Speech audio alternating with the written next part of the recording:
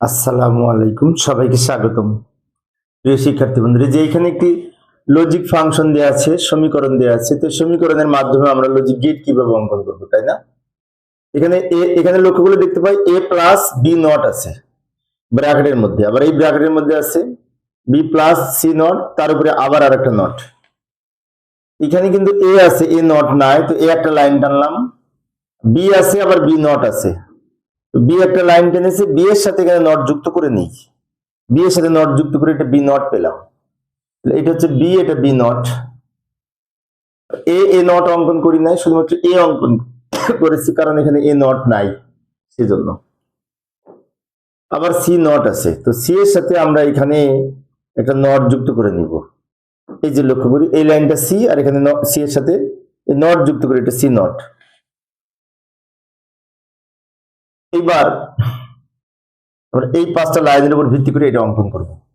প্রথমে এর সাথে যোগ হবে বি নট, এ হচ্ছে এই লাইনটা, আর বি নট হচ্ছে এই লাইনটা। এই লাইনটা যোগ করার জন্য এখান থেকে একটা লাইন টানবো, এখান থেকে একটা লাইন টানবো, এই দুটো মিলে যোগের জন্য অর গেট অঙ্কন করব। এই যে লাইনটা বের হলো, এটা হচ্ছে এ প্লাস বি নট, অর্থাৎ এটা এ আর এটা বি নট, দুইটা যোগ হয়েছে, যোগ। এবার ওইটা লক্ষ্য করি, B plus C not, B হচ্ছে এটা, সি নট হচ্ছে এইটা। বি আর সি নট দুইটা মিলে কি হচ্ছে, আবার যোগ হয়েছে। যোগের উপরে তার উপরে নট যুক্ত হয়েছে,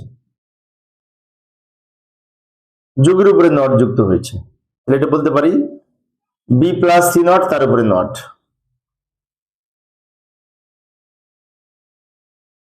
এবার এই দুইটা মিলে আবার গুণ হয়েছে, এইটার ফলাফল হচ্ছে এটা, এটার ফলাফল হচ্ছে এটা, এই দুইটা মিলে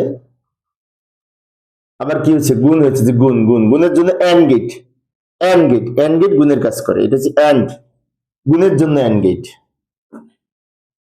এই যে আউটপুটটা বের হলো, এটা টোটাল ফাইনালি এক্স এর মান। এইভাবে আমরা লজিক ফাংশন থেকে, সমীকরণ থেকে লজিক গেট অঙ্কন করতে পারি। প্রিয় শিক্ষার্থী বন্ধুরা, আমি অল্প অল্প করে আলোচনা করি শিক্ষার্থীদের অনুরোধে। পরের ক্লাসটি দেখার আমন্ত্রণ রইল। খোদা হাফেজ।